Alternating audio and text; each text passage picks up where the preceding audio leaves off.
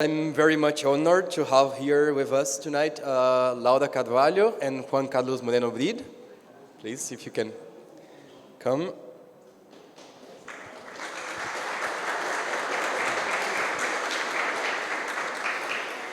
So the first session will be on recent experiences of growth and distribution in Latin America.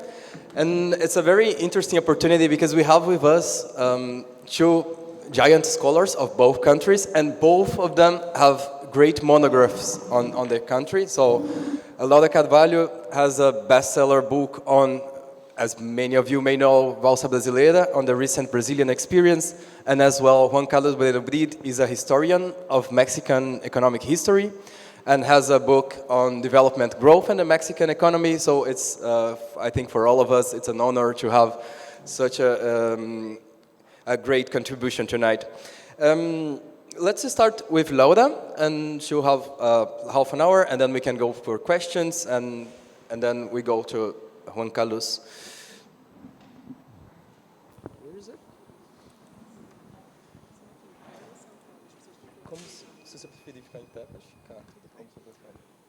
Maybe I'll stand. I think it's late enough in the day that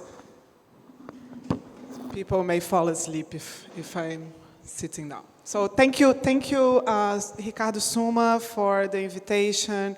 It's a pleasure to be here, of course, not only at my alma mater and my home, but also, which is this institute, but also with among my fellow heterodox economists who I haven't seen as much in the past year or so after being on leave from the university. So it is, for both reasons, a pleasure, and it's also a pleasure to divide the panel with Juan Moreno-Brid, because I'm very interested in Mexico, and especially at this moment, we are all very curious to know what's going to happen in Mexico. So I think it's great that we have the chance to discuss not only the past, but maybe have some time during the discussion to think about the prospects we have in Latin America for development and growth.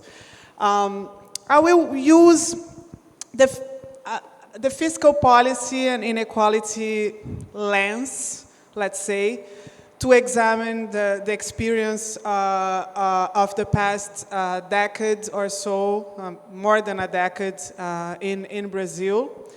And I could have picked other lenses to look at this experience, but I think it would be we don't have enough time to go over all aspects of economic policy, and I thought that talking about fiscal policy is maybe one angle that, especially in a demand-led growth workshop, makes sense as a lens to analyze the Brazilian experience since the 2000s, as well as talk at the very end about the prospects we face and the constraints we face at the moment in this new wave, not only with the Lula government, but I would say a new wave of progressive governments in Latin America, but in a very different context, both on the fiscal and on the external side.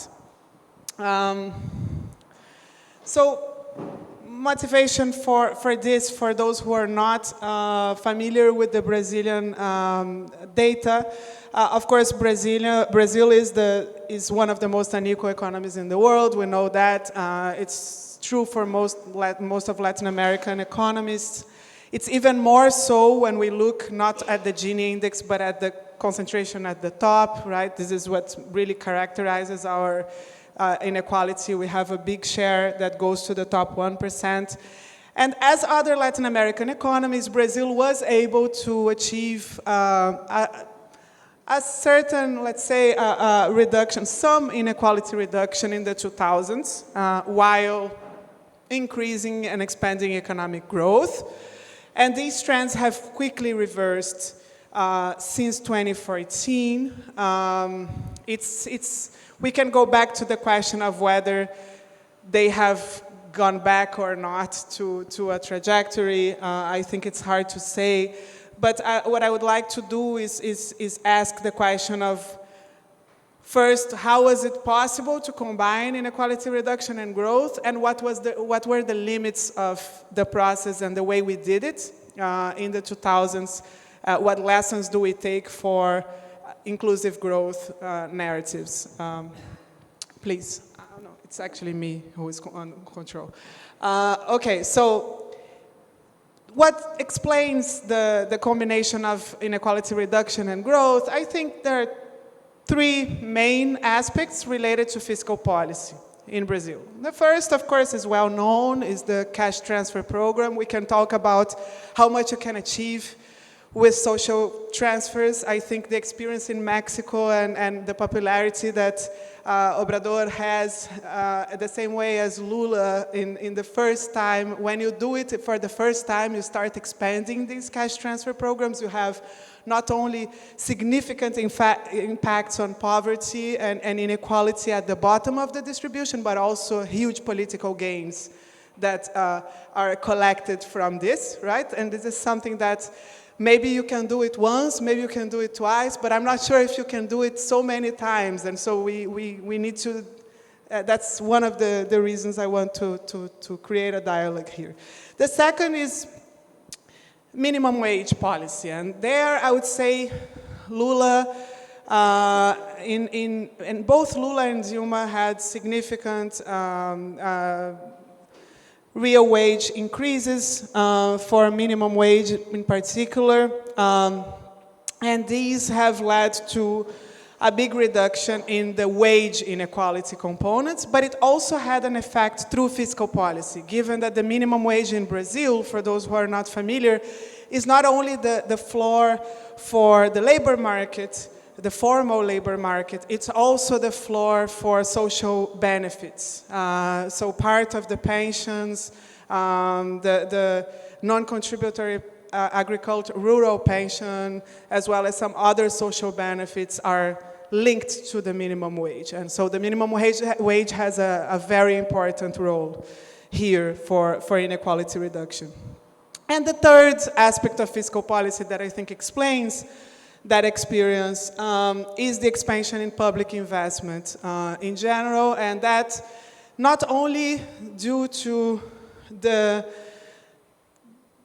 growth effects and how it affected labor markets in general, but in particular through the role it had for the construction sector in Brazil. So construction, of course, was one of the big beneficiaries of this era, and construction by nature is very labor intensive.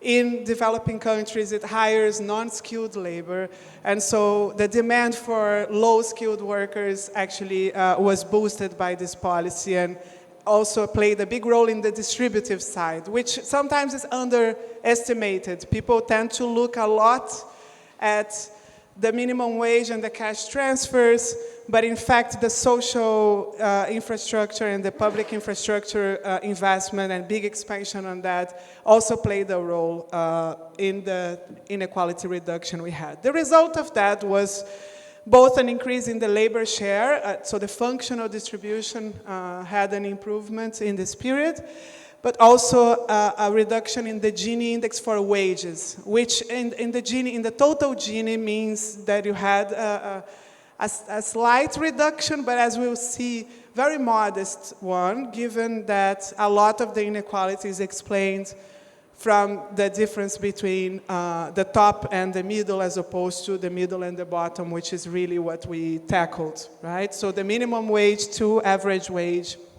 also increased significantly. So it was a reduction in inequality from between the middle and the bottom of the distribution.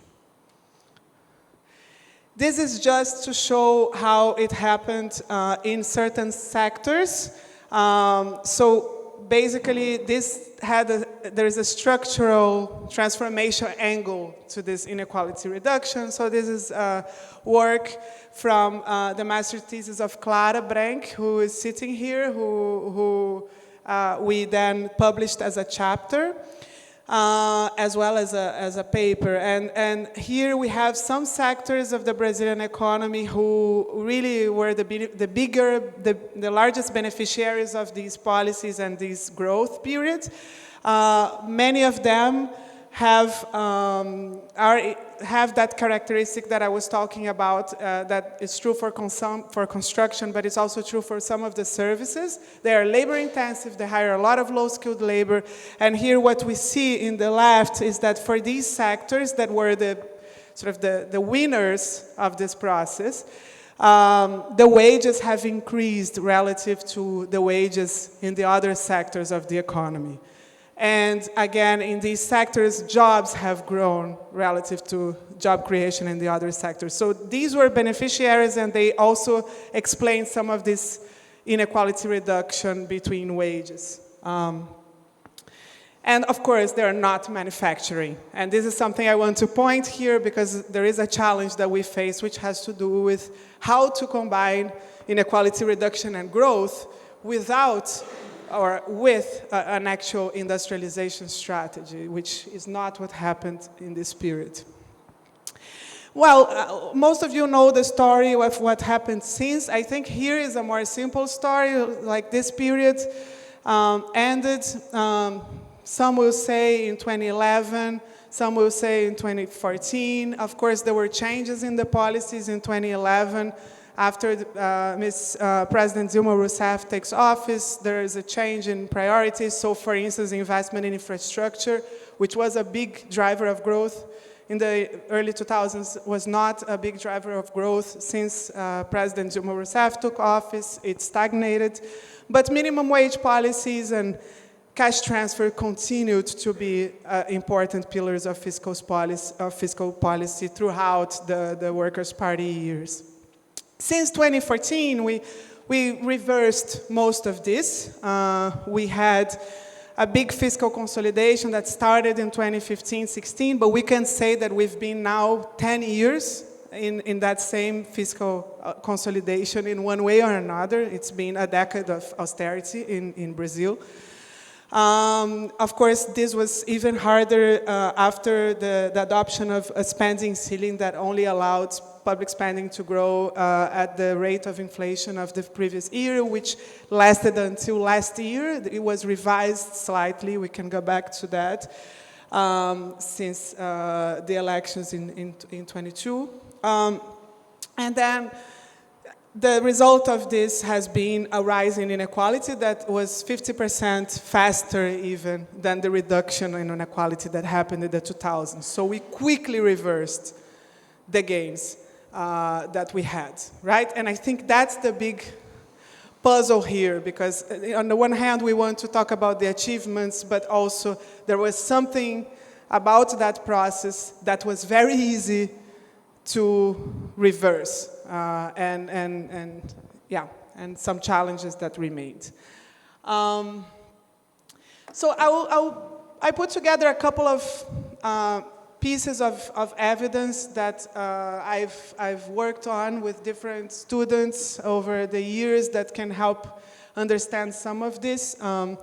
So one is part of the work that Dante Cardoso and I have done on the effect of austerity measures from the spending and the tax side in South America and Latin America. And one aspect that distinguishes Latin America countries relative to OECD countries in this evidence is that if in OECD countries, the evidence, and I'm not only talking about Alesina and co-authors, a lot of the evidence, even the ones that question Alesina, still find something which is tax-based fiscal adjustment packages tend to be more contractionary than spending-based packages in the OECD country evidence. I mean, maybe there is something wrong with that evidence, but there is a lot of evidence pointing in that direction. For Latin America and South America, actually the opposite appears very clearly. Tax-based episodes are much less contractionary than spending-based episodes. And in addition to that, which is what we examine here, spending-based episodes are not only contractionary, but they also increase inequality very much, while tax-based episodes do not have a significant effect on inequality, at least the ones that we have in the sample, right? And the other piece of evidence that I want to bring here before starting the discussion is that also social benefits in Brazil have a big multiplier effect. And the evidence is that it even matches the multiplier effect of public investment.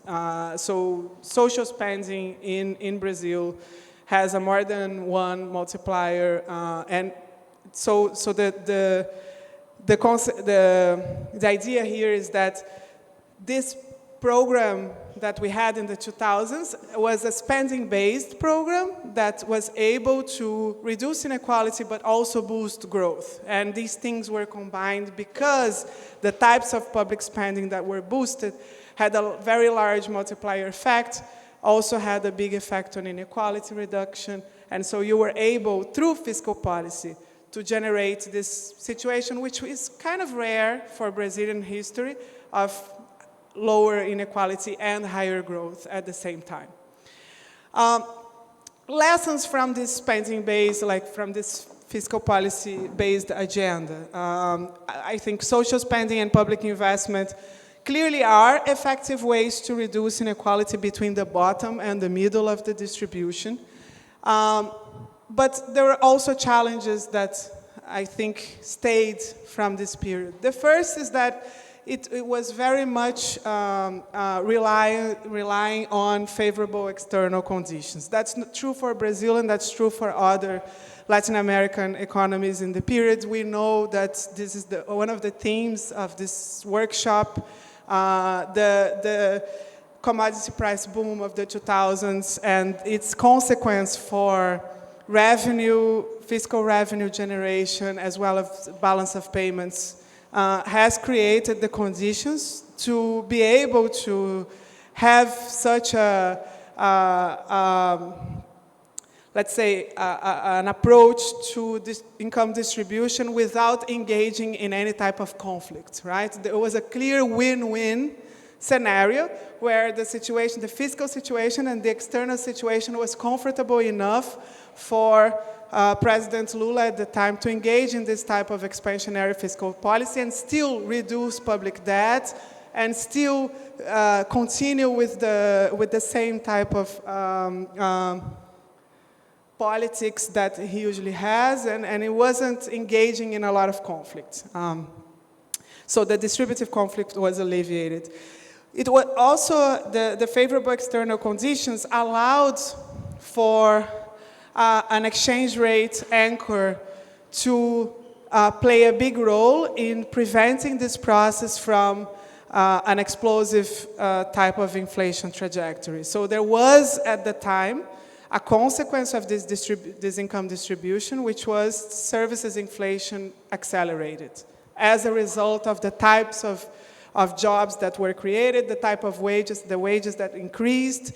Of course, you saw a cost push wage services inflation accelerating during the 2000s, and the only reason it didn't pick up and it didn't become a higher problem, a larger problem, is that you had a very strong exchange rate appreciation on the other side, which managed to control inflation as a whole, right?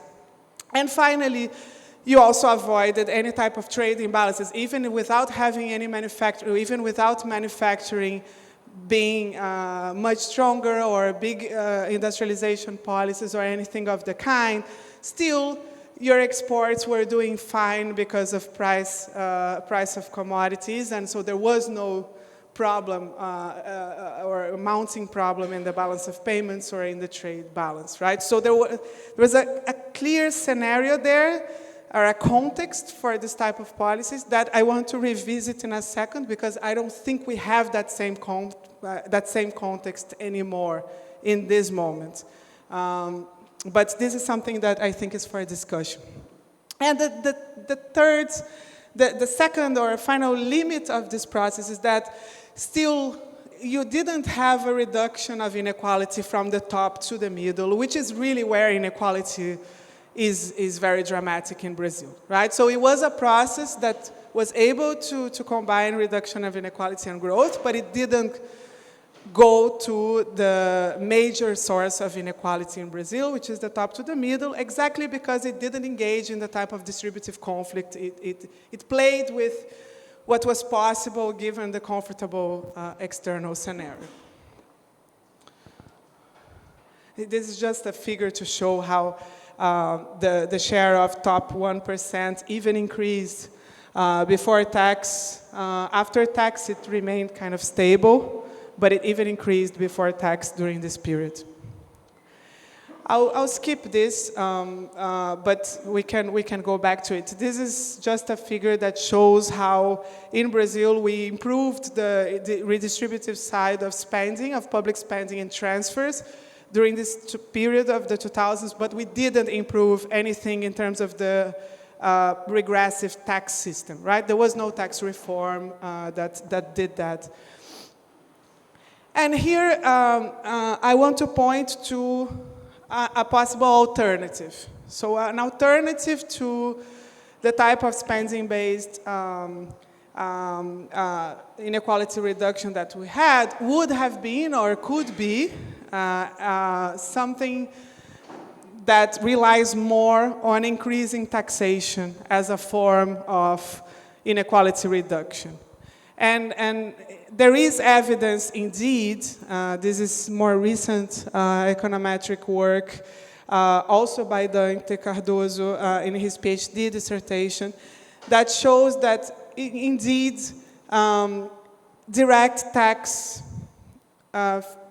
increases in direct taxes do not harm growth and have a reduction in inequality as a consequence. So there is a room, or there could be a room to do redistribution, and instead of, in a period where you have less comfortable fiscal conditions, not necessarily because of debt problems, but because of self-imposed fiscal rules or whatever, we can go back, we can have room for another type of fiscal policy, which in fact taxes at the top and redistributes to the bottom. And this has a potential multiplier effect as well. So this is evidence from a study on propensities to consume for different parts of the distribution in Brazil. And in fact, the propensity to consume at the bottom 50%, and the middle 40% is much higher than the propensity to consume at the top. I mean, there's no news for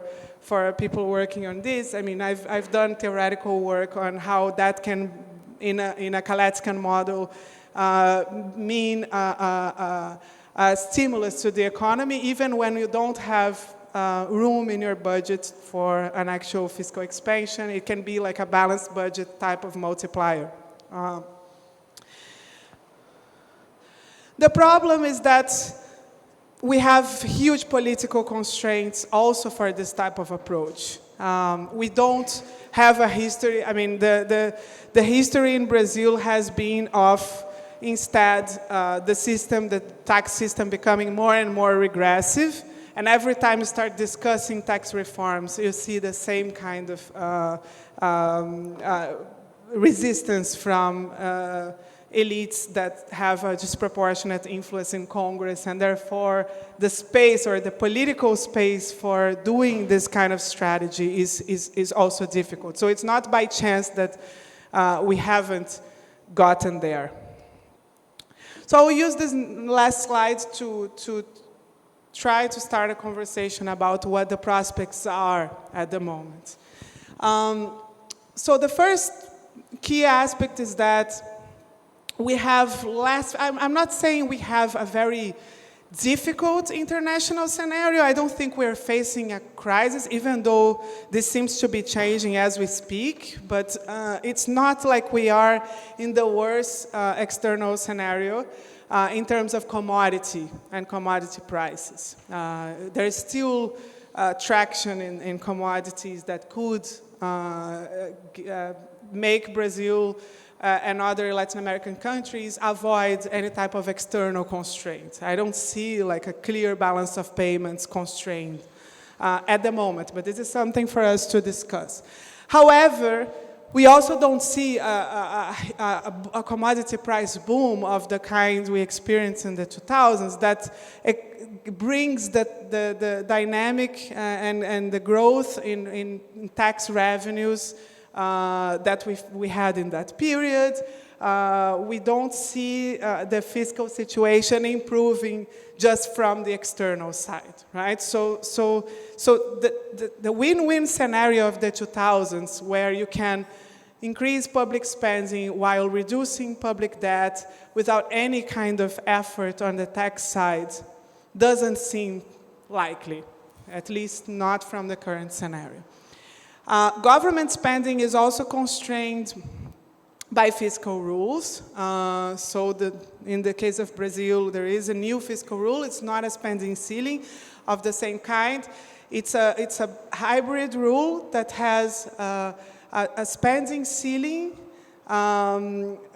which is now 2.5% growth, but it's also attached to tax revenues. And so there is a way by which, if revenues increase, you are able to increase spending, but to a certain limit. And so it's a complex rule, and it still limits very much the capacity to spend of the government. So the constraint to fiscal policy is much higher than in the past, because even if you do have a favorable condition that leads to higher tax revenues, you can never get anywhere close to the type of expansion of fiscal of government spending that we saw in the 2000s, anywhere close. So we saw public spending growing at more than 7%, 8% in several years during that period, and now 2.5 is the highest possible growth rate. Moreover, even raising taxes, which would be the solution, is proving difficult, not only in Brazil, but I think not by chance. All the governments, the new wave of progressive governments in Latin America, all of them have tried or proposed tax reforms right at the beginning, because all of them faced the same type of change in conditions than in the 2000s that required such efforts. And in all these, there was a frustrated attempt. Colombia managed to approve tax reform, but a much more modest tax reform than what was proposed at the beginning. So at the moment, the role of taxation, which could be important, it doesn't seem like we have a lot of room for it. In Brazil, we started the discussion, and so far we haven't seen any proposal reaching Congress, because obviously the political conditions for approving such a thing are almost zero at the moment. And finally, I think when it comes to then the future prospects, it would need to be there would need to be a growth strategy or a growth agenda that alleviates these conflicts that is more domestically grounded. And maybe one of the pathways that other Latin American economies are discovering are the sort of green industrialization agendas and the new waves of industrial policies that take advantage of climate transitions. I think in the case of Mexico, for example, this seems to be what the new government is talking about, but we remain to see. But so far, I mean, we haven't seen anything really promising in this area either. So this is kind of what I wanted to leave us with. I know it's not a very optimistic note, but I think in a demand-led growth model, when demand is missing and we don't see any sources of demand out there, I would like to leave for the audience. I mean, if you know a source of demand, let us know, because we're looking for one. Thank you. So,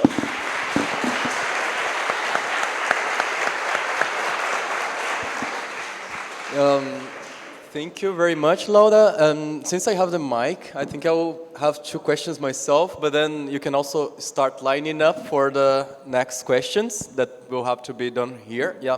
I have one question which is pretty much related to the conference theme, and which is like the critics of the progressive taxation will always point that, well, it will lead to capital flights, depreciation, inflation, and then maybe it will have negative distributive outcomes. How would you answer this kind of critic?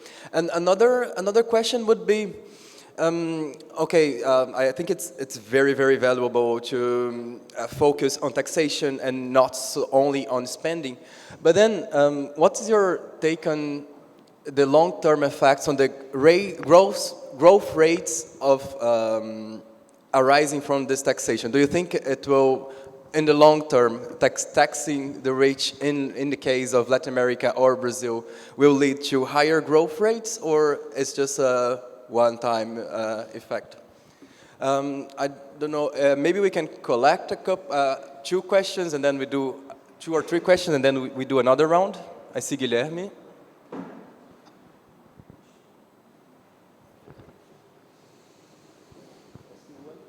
Thank you very much for the very interesting presentation, Laura. Since you mentioned the new fiscal policy rule, I have a question more on your opinion and your, I don't know, about the political sustainability of this rule, because currently there must be, at least I've heard, there must be a conflict between the existing constitutional floors for obligatory spending on education and health and the dynamics of this rule in the next years. But on the contrary to the previous rule, this is not constitutional rule, so it's based on a law, so there might be the possibility of changing. So how do you see that? Thank you. Well, Laura, my point is more of a comment maybe and a compliment. I believe that I totally agree with your diagnostic, and I believe that your second item there is the way to move from the present slow growth that we have. And I see a great coherence in that, because even though you said that in OECD may not be like that exactly, this favorable lower impact of tax improvements, tax increases, if progressive, makes total sense in a more unequal society, right? And be it for propensity of consume, the ultra-rich, of course, are not affected. And another aspect which I have been thinking about is that it's also a way to make it compatible to have an improvement in social equality and a promotion of investment. So if we think that, in a way, we want to boost both profits and social expenditure, the way or the place where to tax is the rich people. And I think that this discussion may be blocked by a poor economic debate in Brazil. For example, we have seen opposition to taxation of dividends, whereas dividends, although are received from profits, it's the difference between profits that remain in the company for future investments and profits that go to the individual rich owner of the company, so to say, right?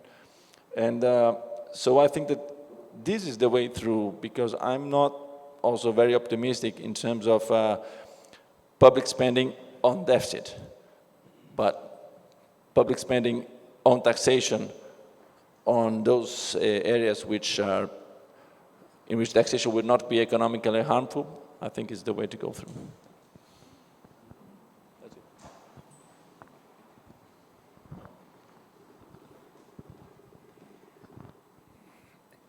Thank you, Lara. Fantastic presentation. So, I'm from Chile, so I know very little about Brazil. So I was just wondering about the labor market angle of this story, right? So obviously you talked about the minimum wage.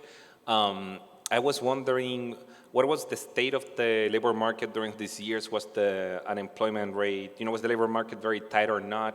If it was tight, do you think it contributed to some low-skilled wage growth, right? I think this is, as you probably know, a hot topic in the United States because we're finally seeing wage inequality go down.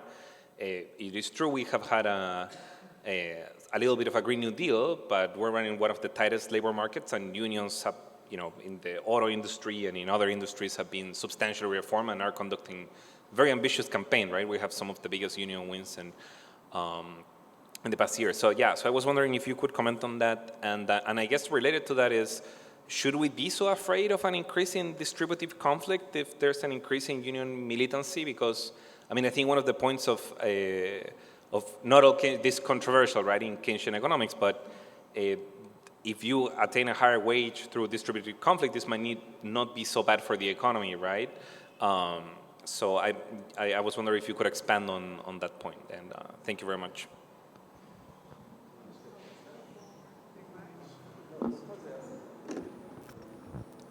Great, thank you. So let's start with, I'll put together a couple of the questions. So the first, on the role of taxation, and maybe I didn't make myself that clear. I think when I was discussing the role of taxation, it's not as a source of growth in itself, obviously, but it's given the scenario and given the less comfortable external and fiscal conditions, even if self-imposed fiscal rules, one of the solutions for this new era would be to tax and spend, as opposed to just spend. Because before you had a source of growth of tax revenues that was external, and that had a lot to do with the commodity price boom.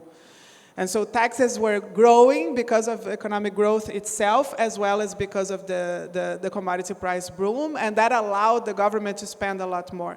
Since this source of growth of taxes is not there, then taxing the rich and spending would be one way. I'm not saying that you need, I don't want to create a fight with any MMT lover here. Like, I'm not saying that you need to tax before you spend. That's not what I'm saying. I'm just saying that given the fiscal rule that has been approved in Brazil, that actually attaches the amount of spending that you can have to your tax revenues, then you don't have much of a choice. You need tax revenues, and they need to come from somewhere. So my evidence here was more to say that in that case, if you do that by direct taxes on the rich, then it's not harming growth, and it's potentially generating a distributive effect if you then spend on the other side without, in a balanced budget multiplier type of way. So no, I don't think taxes have a long-term effect by itself, but they could potentially grow over time, and if spending grows over time with it, then it's something. But it is one-off if you think about a tax reform. I mean, if in the level, it's in some way it's one-off, but every year you would still be collecting more taxes and increasing that possibility. And if you spend, you generate growth through spending, which itself generates more taxes, and maybe that can have a dynamic effect. I don't want to say it's a long-term effect, but at least in the medium term, I think it is a possible strategy. And that, I think, relates to what Demian was saying, as well as one of the first questions. On the new fiscal policy rule, I can't see people, so I'll still stand again. On the new fiscal policy rule, the political sustainability of it, Guilherme, I think there was a smart move, which relates to the positive side of having conflict.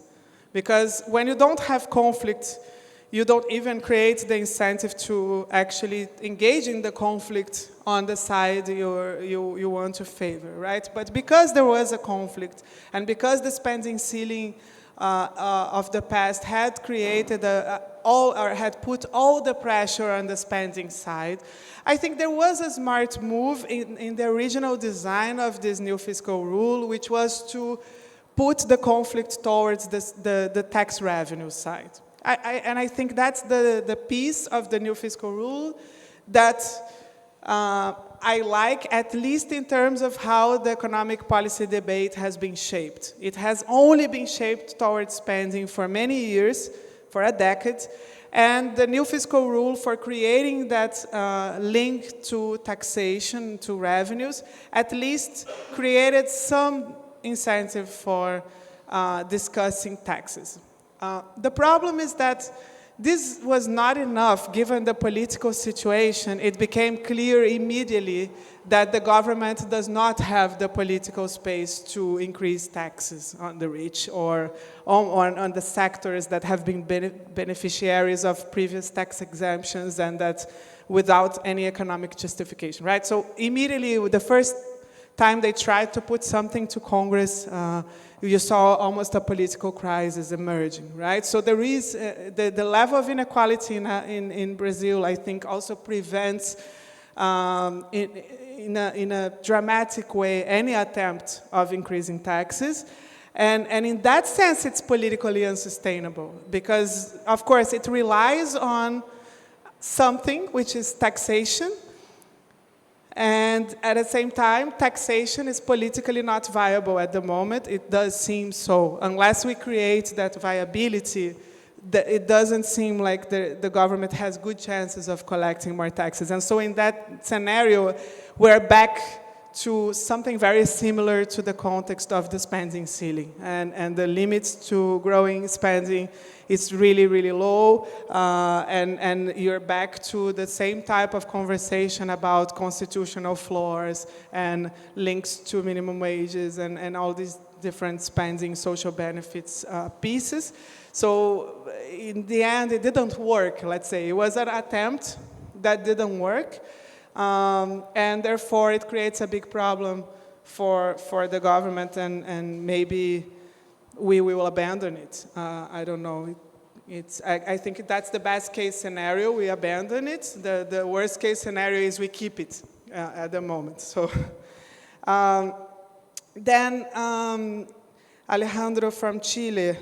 Yes, we had a tight labor market in that period, and especially in those sectors that I showed, so very labor-intensive sectors, that helped explain indeed the wage growth for low-skilled labor, and you did see the type of wage inequality reduction that you are seeing in the US now, or even in the pre-pandemic years that also had a tight labor market.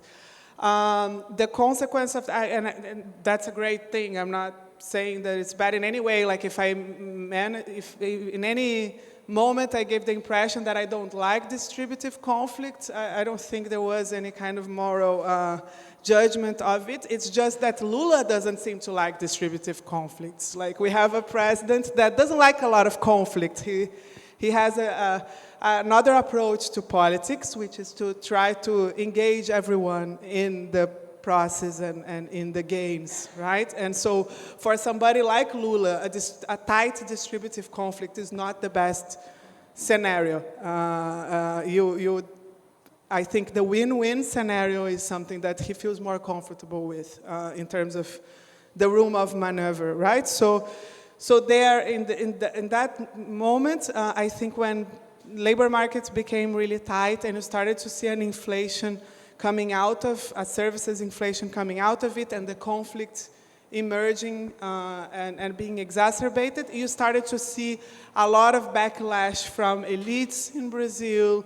The impeachment of President Rousseff came after that. So it's hard to deal with conflict when you're in a highly unequal society. That's it, I think. I think I answered all. Thank you. I think we can go for Juan Carlos, and then maybe we have a final conversation in the end. Thank you, please. So now...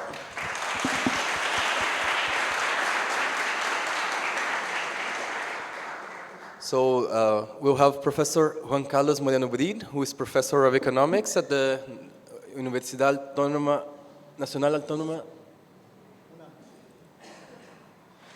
UNAM, Universidad Nacional Autónoma de México, and he will be speaking about the Mexican economic quest for development under AMLO, who is also someone who likes coalitions, maybe, right?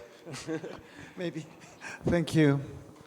Thank you very much. I'm honored to be here, really, and to speak with, after Laura. It's a lot of pressure, actually. And, well, what can I do? Just enjoy it and go for the ride. The Mexican economy quest for development under AMLO. AMLO is our president who loves conflict. He lives by conflict. He loves fighting every day with lots of people. I voted for him. And thank you for inviting me.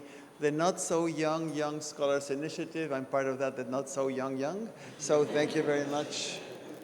Let's start from the very beginning as Mary Poppins would like to say.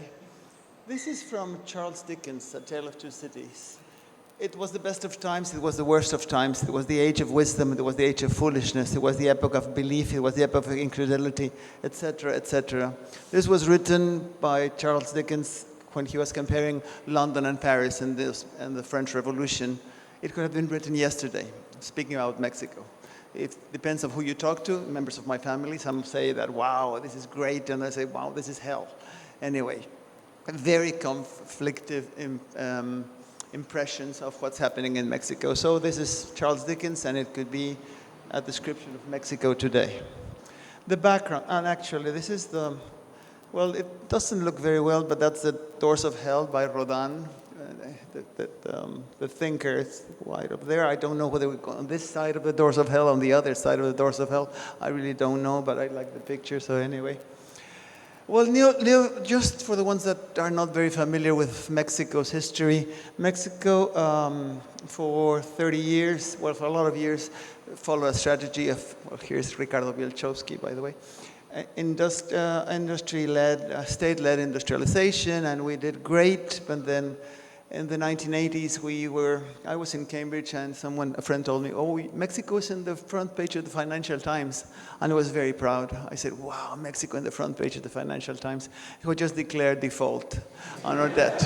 So every time that Mexico is in the page of any paper, sports papers, in fact, I couldn't care less if Mexico is in any page. So anyway, what happened is, at that time, there was a political change, and change also in economic paradigm in Mexico and in the rest of the world. So we moved from that state-led industrialization to market reforms, or you may call them neoliberalism. The idea was to put stability at the center of the discourse, and then stability by itself, basically, with an open economy and with a state that's going to be reduced and more reduced ever in its intervention in the economy, would lead us to nirvana. And that was going to be sufficient for growth. And at the end, exports did boom, but weak investment. I mean, for 30 years, that neoliberalism didn't produce the miracle that it was supposed to produce. So poverty increased. We kept on in this trap of slow growth, slow employment, persistent and unacceptable levels of poverty and inequalities, and we still don't have, we're 120 million Mexicans, and we still don't have 11 that play good football at the level that you play in Brazil, so that's another. This is, forget it. I mean, and on top of that, Presidente Peña Nieto, who was the antecessor of López Obrador, was famous for corruption. I mean, there was really horrible scandals.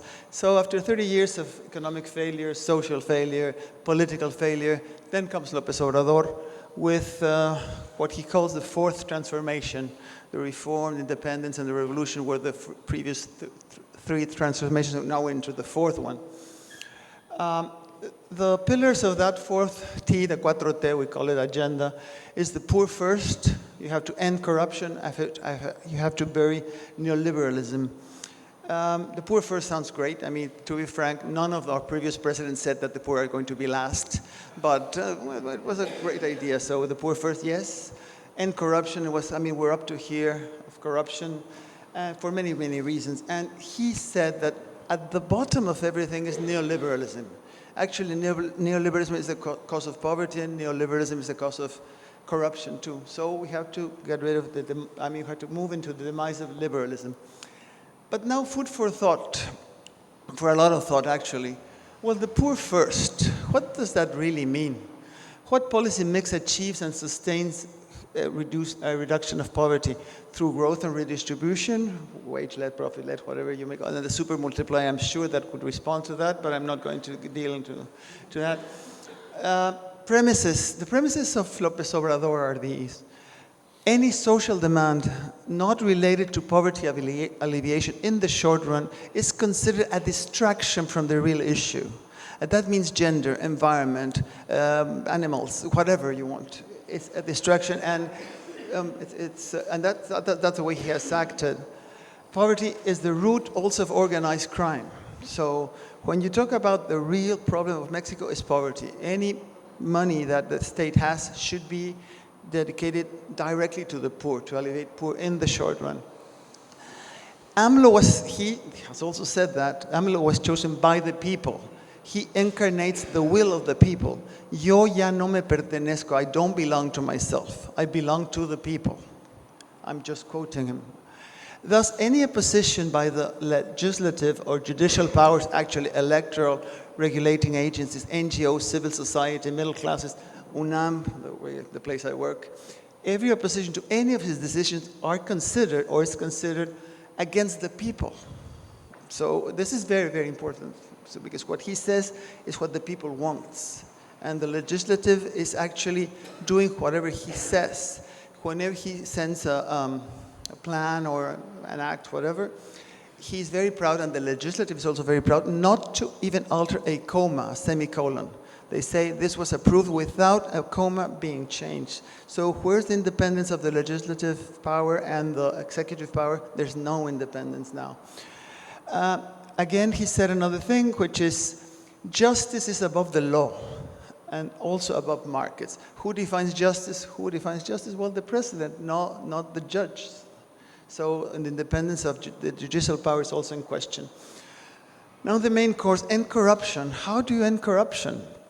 The premise is that basically all previous governments in Mexico, especially past and present judges, are corrupt. The NGOs are also corrupt. The public sector is a source, that's what he says. It's a joke because you don't live there. Come and live in Mexico. The public sector is a source of privileges and corruption. He described El Estado as a rheumatic pachyderm, as an elephant that has rheumatism. So there is no need for fiscal reform, actually. He says in a Reagan style, was it Reagan or Bush? Reagan, I think. Read my lips, no more taxes. It was Bush. Father, sorry, there have been so many ones that don't like taxes, so I tend to confuse. It could be AMLO.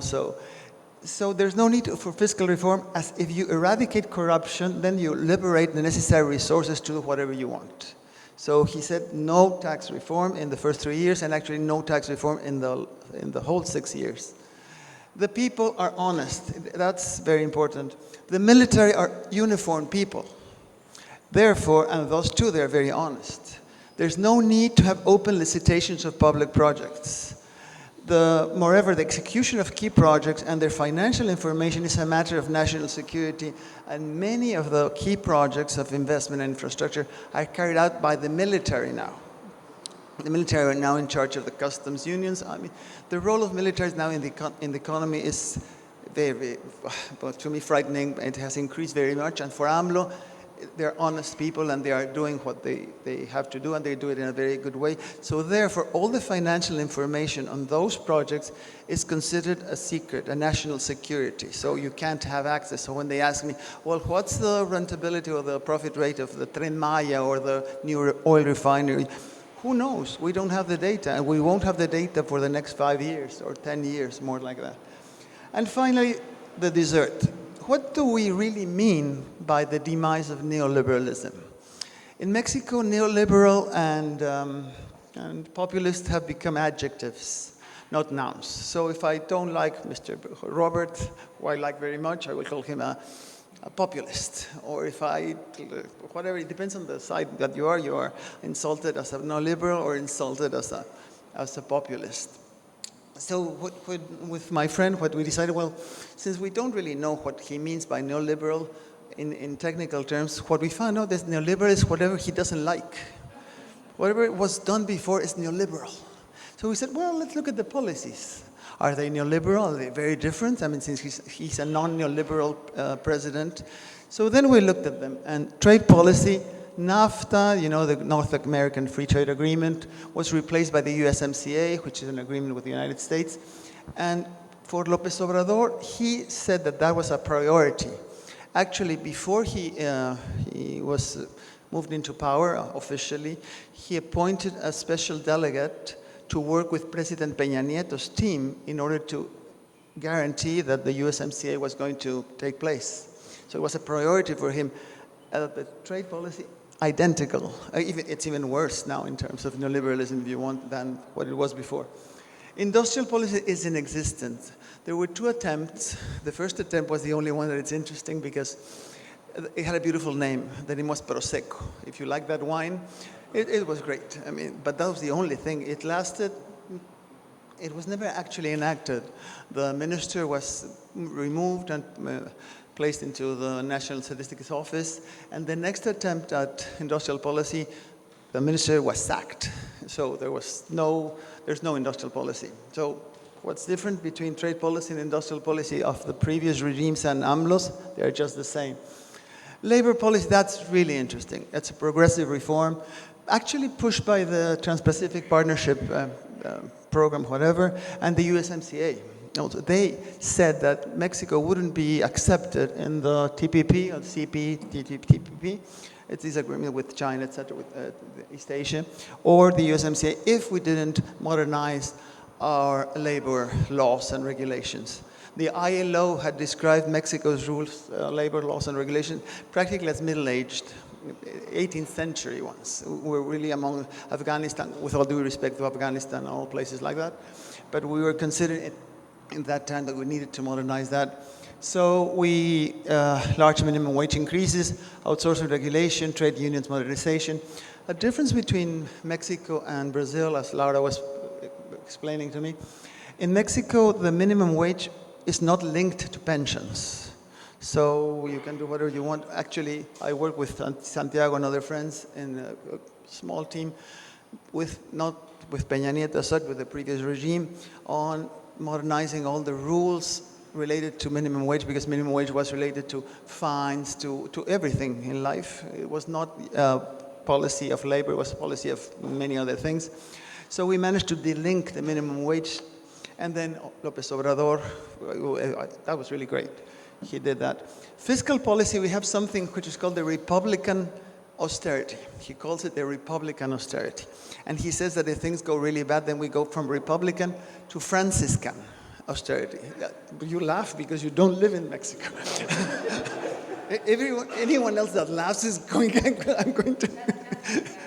Huh? Argentina, you don't laugh. You don't laugh. Yeah. It's very different when you swim with a shark and when you see the shark in a zoo, whatever, in an aquarium. He says there cannot be a rich government with poor people. Therefore, you cannot spend very much if you have a crisis, if you have an external shock. Then what you have to do is you have to tighten your belt. Macroeconomics 101, it's just thrown out of the window. So, in addition, he doesn't like debt, he doesn't like taxes. He says counter-cyclical operations are necessary and induce corruption, because then you're going to give money to enterprises and to entrepreneurs who actually are very rich. So why would they need money in the case of a shock like the COVID shock? So no need for things like that. Social policy, he changed, as Laura was saying. We had an old transfer schemes, conditional cash transfers. He also considered that those were corrupt. So he had to change, or he changed them for other forms of transfers. Now, show and tell policies, performance. Well, monetary policy, it's just the same. Not the same people, but it's the same institution doing the same things, as Santiago presented before. Inflation targeting continues, and a very restrictive monetary policy. We have, I think it's with Brazil, one of the the largest real interest rates. We haven't reduced the rate. So monetary policy is very restrictive, and it's the same monetary policy than before. Currency appreciation, López Obrador, he says that he wakes every morning and the first indicator that he looks at is, guess what? Inequality, poverty? No, the exchange rate, the nominal exchange rate. and he's very proud to have a super peso. Super peso, you know what super means, and peso, you know, so he's very proud of that, and he says that that's a proof of the strength of the Mexican economy. He doesn't know about carry trade operations, but he thinks that the peso is very good for us, and now you don't laugh, because now you have a currency appreciation too. And Republican austerity in practice. Florencia was asking in another of our sessions, how does Mexico do with this fiscal rule that you cannot spend unless you have the money to spend? Well, that's in form, but not in reality. As you can see, this is 2009, 2010. This is in 2009. We had our first really experience of counter-cyclical policy with Felipe Calderón, another president. And then with López Obrador, I mean, this is the time of López Obrador from 2018. So, I mean, spending has come up, and the austerity is more in the revenue side. I mean, they keep on taxing the same proportion of GDP, and what comes as austerity, if you look at the figures, it's actually a recomposition of spending. It's not that actual spending has gone down, but it has, López Obrador has shifted priorities in order to promote 3 or 4 projects and transfer and social transfers. So in addition to, this is the primary surplus, and then it became a deficit, and this is what it's forecasted for 2024, for the present year. So in 2020, in the pandemic, we were the only country in Latin America that had a primary surplus. In 2019 and 2020, the only country, because López Obrador said the pandemic was tailor-made for Mexico, for Mexico's fourth transformation. Because he had to trim public expenditure. What better opportunity to do that if you don't believe in counter-cyclical policy? So we do that. And then now, in 2024, when we have actually an expansionary phase of the economy, now we're going to have an expansion of the deficit in 2 or 3 points. So we're really very pro-cyclical in our fiscal policy. And the promise is that the fiscal deficit is going to be cut in 3 points next year when we're going to enter a slowdown. Who knows what's going to happen with the US economy? As you were saying, things look all right unless you read the paper, and then who knows what happens, right? And labor policy, in my view, the only step away from neoliberalism. We had an 100% increase in minimum wage in these years.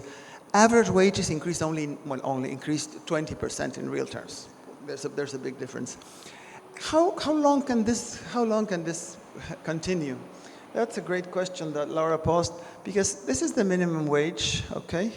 This is productivity, and these are unit costs. So unit costs are going up, not as fast as the minimum wage. Obviously, productivity has been declining for a long time. So how long can you keep increasing the minimum wage when the minimum wage is already approaching 45% of the average formal wage? Experts on minimum wage, applied economics, say that, well, you really never know when the increase in the minimum wage is going to start really biting the average wage. But if you get close to 50, 60%, there's a sort of consensus that things may get ugly. López Obrador, in fact, has pushed a reform for the next, not generation, for the next sexenio, saying that the minimum wage should increase at the same rate of inflation. So now he himself, or his team, actually accepts that the minimum wage cannot double again in purchasing power. So this is problematic. So those are the policies. And so now, where do we stand?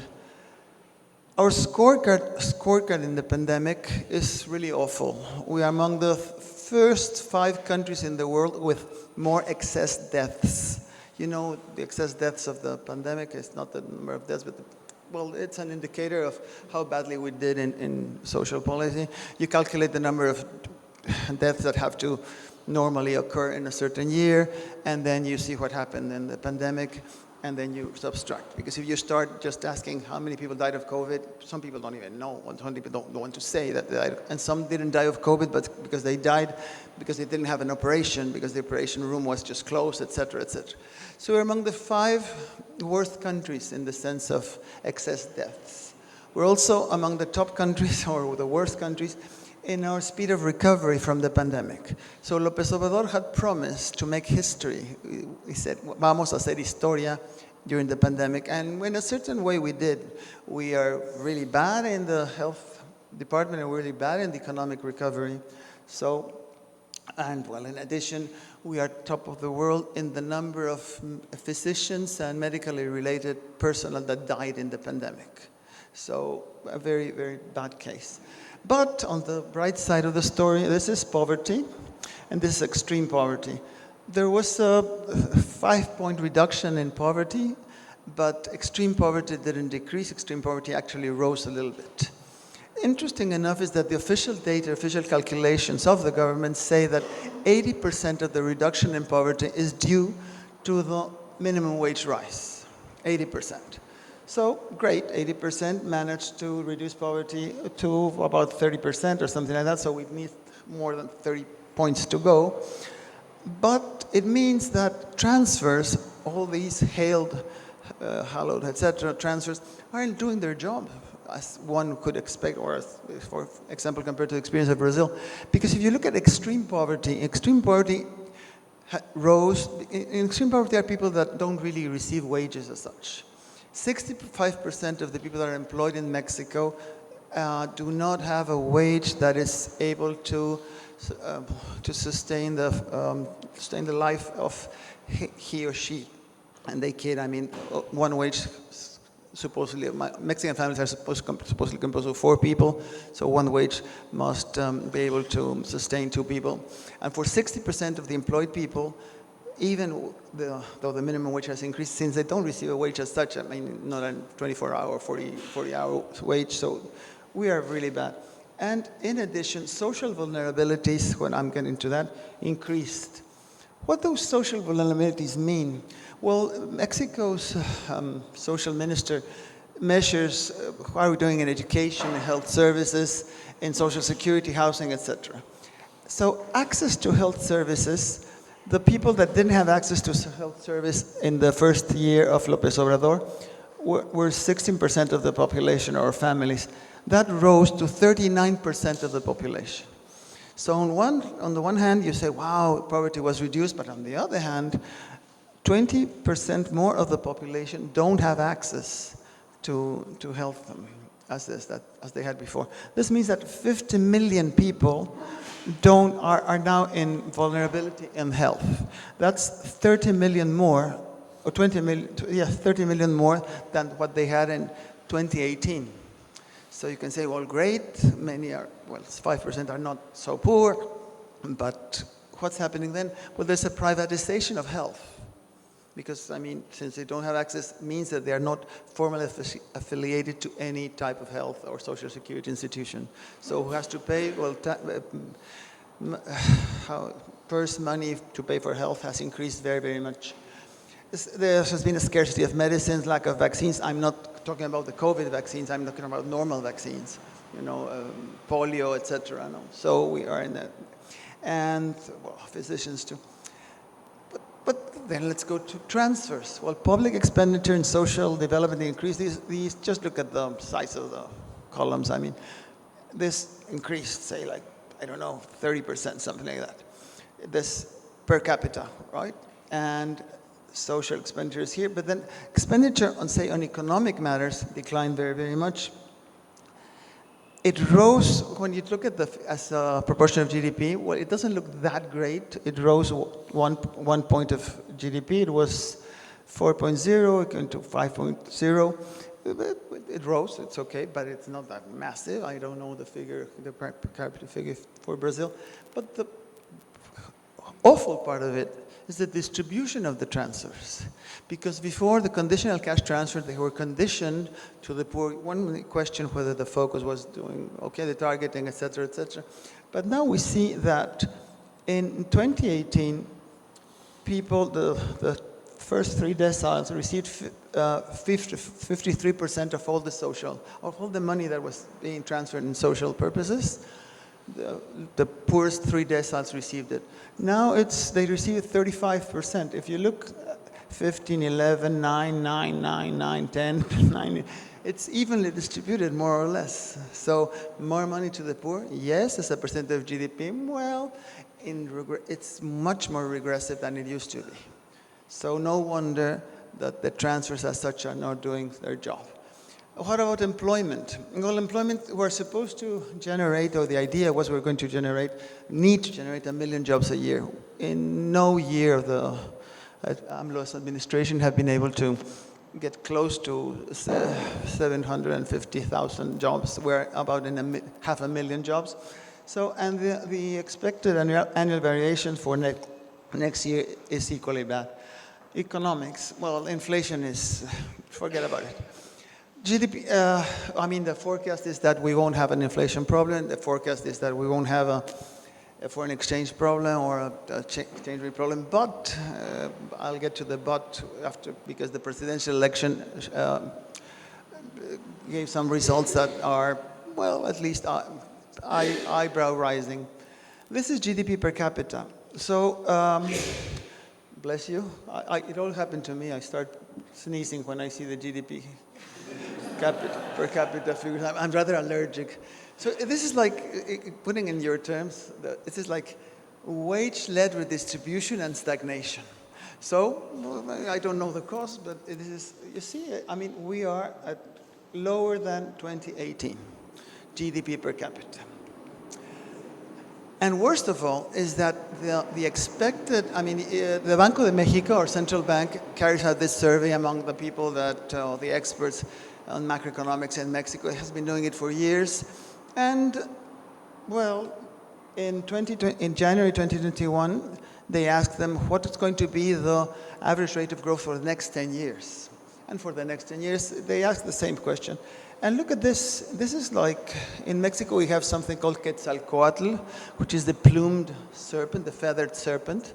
That serpent used to fly. It doesn't fly anymore. So it's just like dormant there. 2% per year average annual rate of growth for the next 10 years. AMLO promised 4%. Yeah, forget about 7, 5, etc. And this is what is expected. So 2% is way below what we need. We need at least to generate the jobs in order not to deteriorate more the labor market. So let's go to investment. Investment increased in this administration less of a point of GDP. And actually it increased in the last year. This is very important because when you look at average rates of growth, geometric rates of growth, you have 1 point here and you have 1 point here. What happens in the middle, it doesn't really matter, because to calculate that average geometric rate of growth, you take these two. But when the variable that you measure is the accumulation of capital, it's not the same to have an investment rate that is like this and then grows 1 year, than to have an investment rate that is like this, grows like this, and then is stagnant, because accumulation of capital, okay? So what happened is that basically, all these years that actually investment declined are not, the deterioration of capital as such, capital, okay, is not, I don't think it's being replaced or recovered, etc., with this boom in investment in 2023. What was the reason of that boom in investment in 2023? My hypothesis is that after 6 years or more than 6 years, because the decline in investment or the slowdown of investment has been going on for some years, after those years and with a real exchange very, very appreciated, some businessmen decided it was time to, buy those machines and replace the ones that were before. This is just a hypothesis, I don't know. The elections were coming soon, and there was the idea that perhaps there could be, a sort of hiccup on the exchange rate, so why not buy the machines? But I'm not able to prove that. What I'm able just to show you is that the figures of investment, there was 5%, 6%, 4, 0.1, 0.0. So that huge soar of investment is over. We don't see that investment anymore. This is the public investment. Look at this. Even public investment is going down. These are the figures for the first term of this current year. And private investment too is slowing down. So initially, a few months ago, one would say, wow, finally investment picked up. Now you look at the figures and you say, well, it picked up and then it stopped picking up. And this is actually awful, because this is the period of state-led industrialization, And the figure of capital per employee or productivity per employee, you actually don't see any change in AMLO. The figures, both of them are nothing to brag about. And productivity, why wouldn't productivity increase if the ratio of K to L? I know there are many, many problems in measuring it, but if you give me an alternative, as you want a source of demand, give me an alternative and I'll apply it, very happy. Our trade balance, we used to be, now that I was so envious hearing Laura, because Laura says, let's have a commodity boom. And in Mexico we say, no, please no, let's not have a commodity boom. We export automobiles and we import commodities. We are not an oil economy anymore, so please not have an economy boom. The problem with Brazil and Mexico is that they used to say that Mexico is very close to the United States and far away from God. You are very far away from the United States, and I don't know about God, but that's another point. But this is the non-oil trade balance, and this is the oil trade balance. Exports last year, what, 4 minutes? Yes. Yes. Well, export actually in 2023, because of the exchange rate so appreciated, were not a source of growth for the economy. Actually, they shrunk the economy. They helped they slowed down the economy. But now we have nearshoring. As we used to have NAFTA, now we have nearshoring. So you talk to lots of people, Mexico nearshoring. And well, what is it? You know what's nearshoring? And we brag, or the government brags, that Mexico is now the leading exporter to the United States. That's great. But the only problem is that, where's that nearshoring? The figures of nearshoring are non-existent in the sense of new investment. These are the figures. This is actually the Federal Reserve of the United States. And the blue columns are new investment. The others reinvested profits. So actually, it has just vanished. We don't have new investment. When you look at the figures of overall foreign direct investment, which includes reinvested profits by the same firms, well, yeah, there's an increase. But you look at new investment and the figure of new investment, look at this, and you have to go back, I don't know, 10 years, 20 years to have such a low figure. Reinvested profits are great, but is there any structural change with the Ford company investing in the same plants, or with other companies like that? Two frank structural changes out of the picture with no industrial policy as such. Moreover, as a proportion of GDP, FDI has decreased, has not increased recently, has decreased. So where's the nearshoring? Well, the nearshoring, the cited evidence of all the studies is conversations. Actually conversations. You know, you look at Facebook, oh, how many times they're talking about nearshoring? Well, it has increased, and boom, so nearshoring is booming in Mexico. Or the price of land related to industrial park. Yes, that has soared, the price of land, but where's even Tesla was the spearhead of that new nearshoring, has said that, well, who knows whether Tesla is going to invest, because they have problems on their own, but also we have energy problems in Mexico, water problems in Mexico. So in general, the perception is that something will happen soon, someday, soon, who knows. Another difference between Mexico and you is that we always think that we're going to get to the 5th game of the World Cup. We are always going to get to the 5th. Your problem is getting to the final and winning the final, and you do win the final from time to time, but we're not anymore. It's been a while, but in our case, it's been more than a while. So we're different. So in summary, moderate poverty, in summary, is that there have been, as you can see, the good part, I don't think it can be continued. The reduction in poverty was due to the minimum wage increase, which was massive. Can it go at such speed? Not even López Obrador says that it can be repeated. The pensions, well, didn't do their job, but now they are supposed that you increase them. How are you going to increase them without fiscal reform? Right now, the amount of government that's going to go to pensions is more than the amount of VAT that is being collected. So pensions are the picture, and the minimum wage is out of the picture. But we need infrastructure in health, we need infrastructure in energy. So what's going to happen? Environmental issues have been neglected. I mean, the environmental issues have been considered a distraction. So they have been neglected, and he couldn't care less about it, or that government couldn't care less. Security, the rule of law, the balance of democratic power have not improved and are actually at a lot of risk. The authoritarian shift and militarization and recent reforms to amnesty protection, I mean, I'm very worried about what's happening, and that in general, I mean, our political regime has moved to a much more authoritarian attitude or position. It was never a real democracy as such, but it was whatever we had. Now the attack is on the judicial power. We have three power, executive, legislative, and the judicial. Legislative independence has vanished with this administration. And now with the election of Claudia, that was great. The election was great for her. I mean, we have a woman, great. We have an engineer, great. He comes from UNAM, great. And that's the end of it, because then I don't know. The rest is that she has been for 40 years working under AMLO. Is there a new Claudia behind that that's going to appear as, Harry Potter?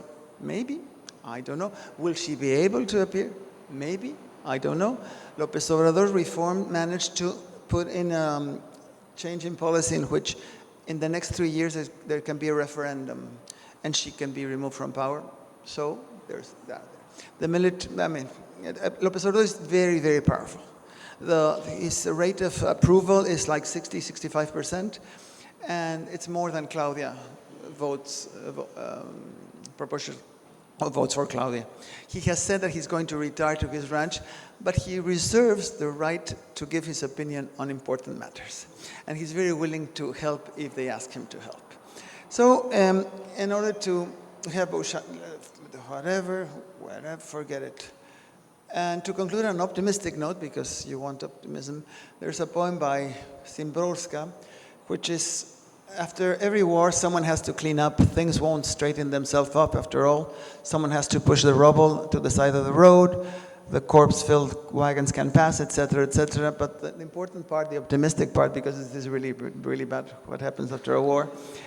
In the grass that has overgrown causes and effects, someone must be stretched out, blade of grass in his or her mouth, gazing at the clouds. So at the end, there's hope, because after a war, there's a lot of destruction. There's a lot of destruction. There's not a war, but there's a lot of destruction. But as Szymborska says, at the end, there's someone with hope, with a blade of grass in his mouth, gazing at the clouds. Someone has hope, and we all have hope. And let's keep on having hope. Thank you very much.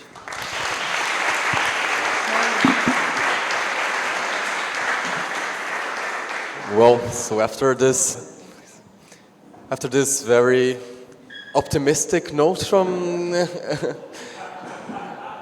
I saw that Laura was shocked at some point. Maybe she can comment something. Oh, yeah.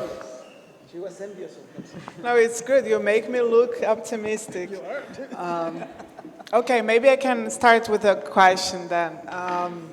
The first one that I have is, why is he so popular if things are so bad and if he hasn't delivered at all? How come he has 60-something%? Because, I mean, with Lula, when he got re-elected, and even when Dilma Rousseff got elected, which I guess is a comparison that I'm refraining from doing, but there's a lot in the Claudia Sheinbaum story that reminds us of the Dilma Rousseff story. I mean, the more technocrat part of the government, of the popular leader, and we all know what happened with Dilma and the political situation in Brazil. So there is always a risk that something similar happens when, obviously, the whole misogynistic environment has a lot to do with it. So the question here is, why is he so popular? Because in the case of Lula, I think he did deliver, even though with limits. He delivered lower inequality, he delivered less poverty, less extreme poverty, he delivered growth, not substantial levels of growth, but we even had a 7.5% growth rate in 2010. We all... Positive. Well, we also had some negative ones later. But we did have clear social transfers with a big impact, minimum wage policies, and I think that we all attribute the popularity to the economic gains. At least that's the most common explanation. And here, if economic gains were not so substantial, why are the people so happy with him to even vote for Claudia Sheinbaum? Yeah, that's a great question, but I mean, I don't want to give the impression that everything was bad, because the poverty did go down, and that was the minimum wage has been bragged and drummed every day. Wow, thanks to all, and practically every single positive action by the government is attributed to López Obrador. The pensions that are given by the federal government are López Obrador's pensions. Oh, AMLO gave it to me. And that's one. The other is, poverty was reduced, etc. And in addition, when you look at the figure of regressive distribution of transfers, if I'm a poor person in the first decile, whether this is regressive or not, I don't know, and I don't care. I just get more money. So, and if this is linked to AMLO, so I think that explains a lot. And in addition, he has a press conference for 3 hours every morning, in which everything that's good is his right, and everything that's bad is part of neoliberalism, the previous ones, etc. So, and he speaks, he speaks the language of the people as such. He never talks about the super multiplier, as far as I remember, but that may change. I don't.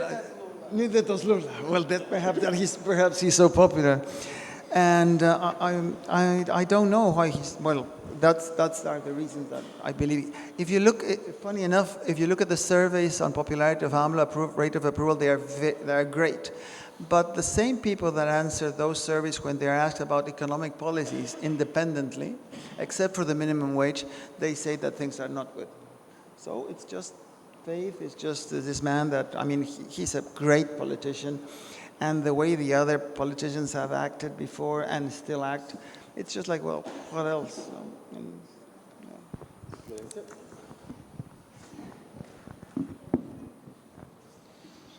Thanks for your great presentation. I have many ideas. I try to put, I hope I can. Some facts: Latin American country has managed to avoid financial crisis, accumulating international reserves and increasing domestic rates. Many countries has applied fiscal rule that you say. So the only thing to growth, as Laura explained, is to increase taxes. That is kind of very difficult, as always colleagues say. The progressive government didn't remove these rules, so I'm not optimistic. It looks like a stagnation trend.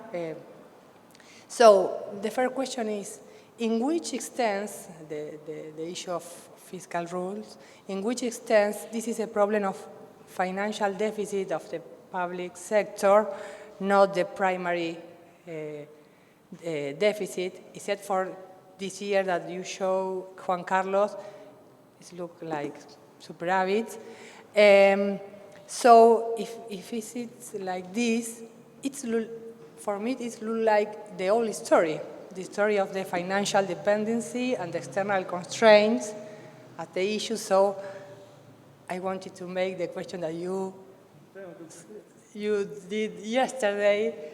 If not, where is the external constraint? But we are with the stagnations, Latin America countries didn't grow. So some ideas about that. This is the old story, the financial dependency. What do you think, both of you? Thank you. You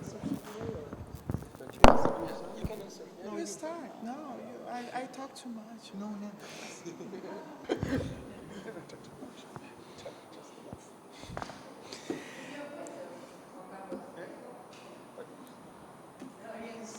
He's asking me. I'm sorry. I'll try to be brief and give him the mic.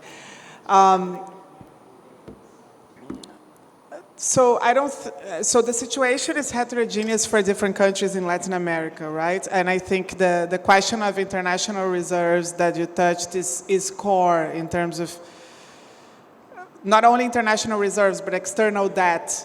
The level of external debt relative to total debt, I think it's what can be really a division here of the countries that do face some external constraint and those that don't, right? And in that sense, I would say that Brazil and Mexico are both in the most comfortable side of the spectrum of Latin American economies, right? None of these countries are facing a problem of external debt, and therefore I don't see at the moment a problem of balance of payments constraint or external constraint as we do see in Argentina, for example, right?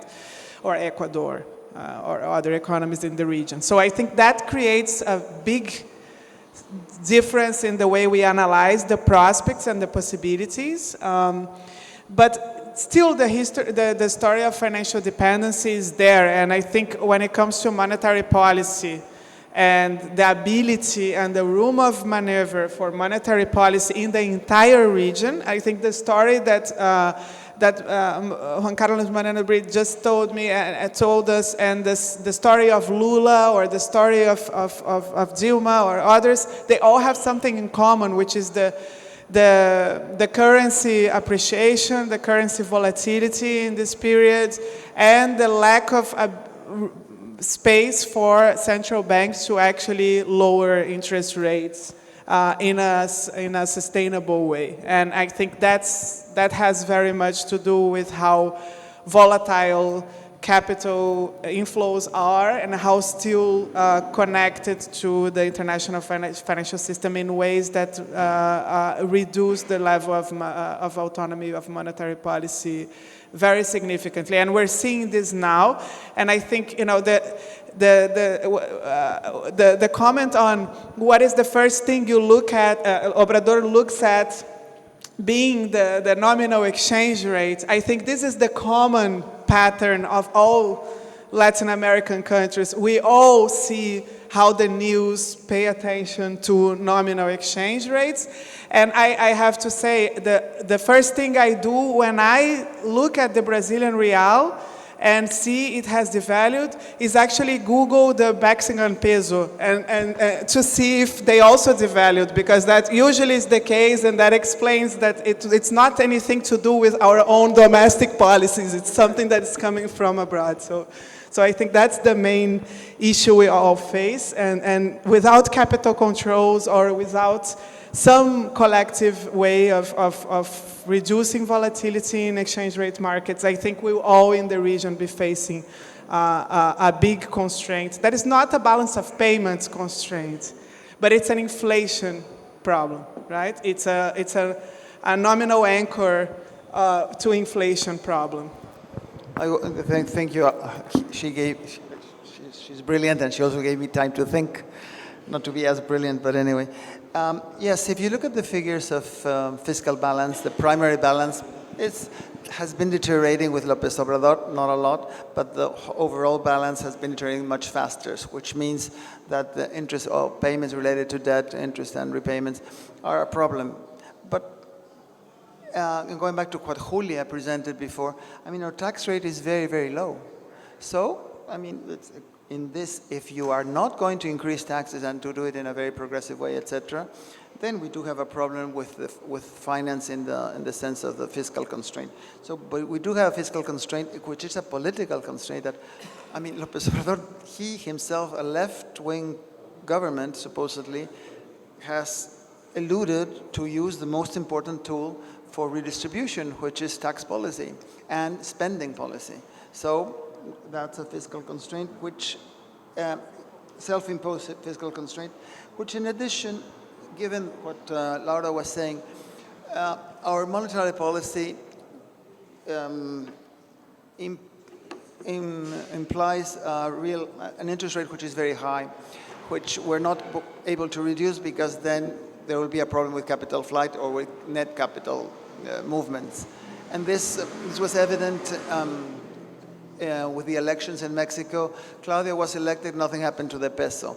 Then we discovered that Morena's, as a party, has more than 66% of both chambers, which means that Morena, the ruling party, can do any type of changes in the constitution without asking the judges. So at that moment, the peso devalued from like 14% in one day. And then everybody knows, or everybody says, that there's a period of volatility in the exchange rate that is being, has opened. Some people say that, oh, well, it's only 60 days till Claudia arrives in power. And I always remind them of John Reed, an American that wrote a beautiful book, 10 Days That Shook the World.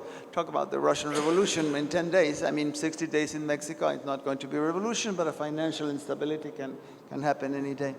And in addition, the FDI, exports as a source of growth, has disappeared as a source of growth.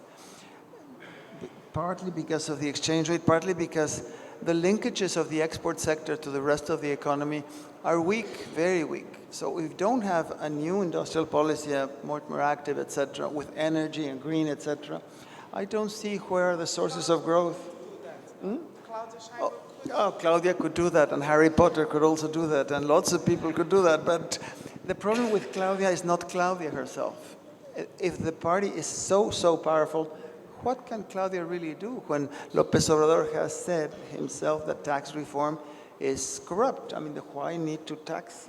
It's the problem that Claudia has is not Claudia. It's whether Claudia, whatever she wants to do, will she be able to, if she wants to do something different from López Obrador. But at a certain moment, Claudia, with or without López Obrador, will have to enact a fiscal reform, a very profound fiscal reform. There's no way of avoiding that. And I don't know about other things, but industrial policy would also be needed. And the issue of social policy, I mean, we're far away from universal social protection. What we're doing is basically neoliberal, if you want. He has said that, say, for example, the program for childcare. There was a program of the government for childcare.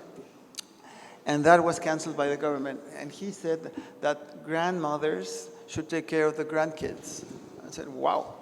So, I mean, very progressive. There's a need of change. I hope that Claudia does that.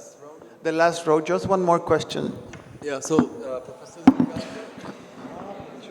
Many questions. yeah, so Many questions and answers.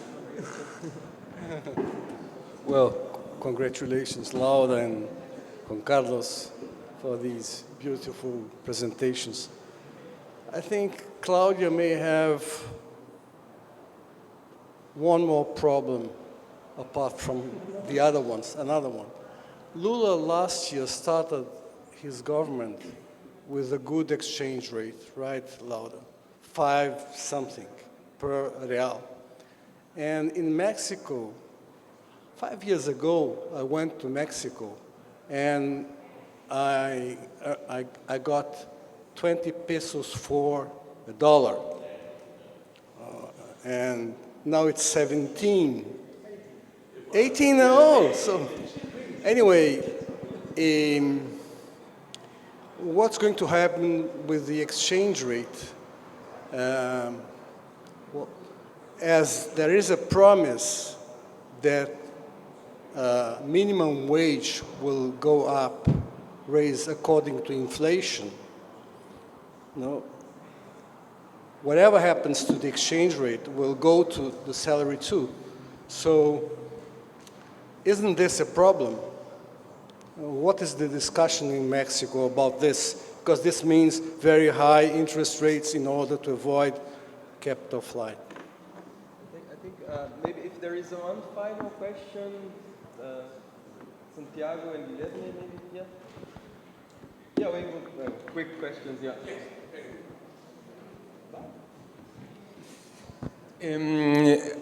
I think that the parallelism between Lula and Dilma and AMLO and Claudia also can be told through the history, through a story about the fiscal policy, because Dilma self-inflicted a fiscal policy that start a recession. So I want to know your opinion about why they take this kind of decision. Maybe they never assist to an international workshop on demand-led growth.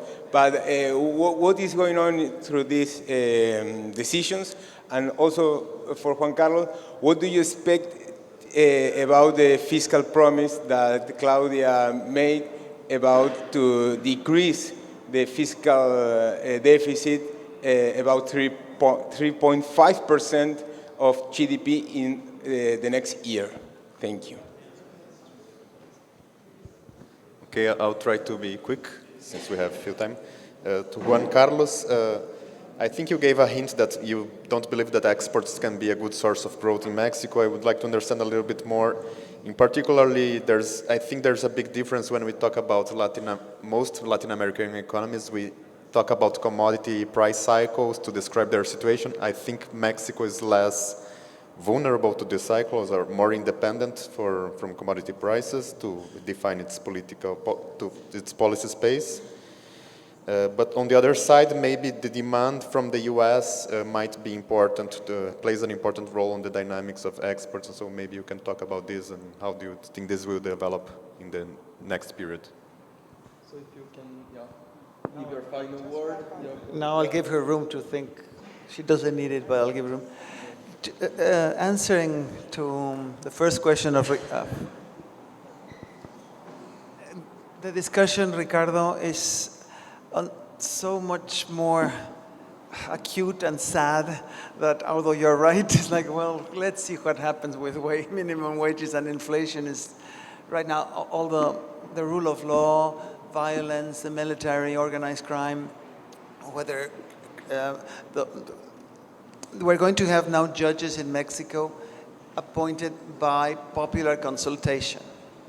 All judges in Mexico in the next 2 months must resign or must wait for a consultation by the people, the honest people, whether this guy or this woman will be the judge or not. So we're very worried about that. Inflation is not so, at this moment, is not so much of a concern except in the Bank of Mexico because it's rising a little bit, 4.1 to 4.3, but we don't see inflation right now as a big problem. And since we were managed to increase the real wage in 100% and nothing really happened, many people think that, well, it can keep on increasing at the same rate of inflation and nothing will happen. That's one. The other question about why, Santiago, that he said about what does López Obrador or Lula, or not Lula, but Dilma. Well, I would like to go to Keynes, that madmen and women in authority hear the voices of defunct economists. And so AMLO doesn't hear the voice of Keynes or not to mention other economists, and this Minsky, whatever. But Hayek, the voices that he hears are those that he believes in austerity, he believes in, tighten the belt, etc.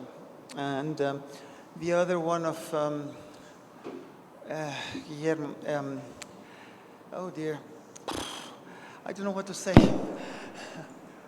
May you repeat the last part of the question? The dynamics of US demand. Yes. Well, again, we're very happy to have that, except that Trump is going to appear in the scenery, and Trump has said that his tax reform is going to be eliminate the IRA, not the IRA, not the IRA, the other one, no, the revenue, no? The income tax, IRS, the IRA is another one, no? The one is the Rifle Association, I think. The NRA. He's going to eliminate the income tax and substitute it by taxes on exports to Mexico or imports to Mexico, etc., whatever. So I don't know what will happen with that part. It's very difficult to be so close to the United States. We have a big problem on migration and on violence. Right now, the number of people that we are arresting or putting in jail or putting in caution, whatever, custody, it has more than tripled from the last year. And so we send people or we don't send people, and we receive arms. I mean, it's a very difficult relation. Laura was saying that conflict is great, or conflict can be a source of inspiration. And well, it's obvious that she lives far away from the United States, because we get very inspired, but we get very depressed at the same time. So, yeah, if Laura doesn't have a final word, maybe we can close this session with a round of applause to the speakers.